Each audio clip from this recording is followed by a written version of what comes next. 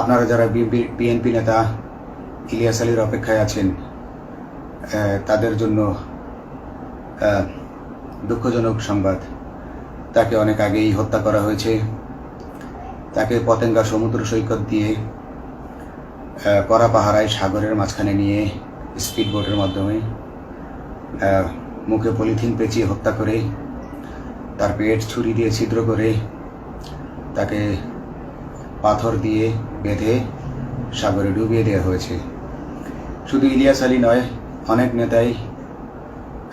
অনেক নেতার সন্ধান যারা আজও পাননি।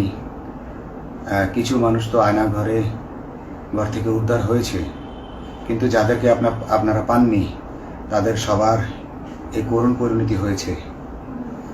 আমি যদিও তারা এই কাজগুলো গোপনে, অতি গোপনে করত এবং র্যাবের অন্যান্য শাখার কর্মরত কর্মকর্তা কর্মচারীরা এটা জানতো না, কিন্তু আমি অত্যন্ত বিচক্ষণভাবে আমি এই খবরগুলো নিতাম, কারণ আমি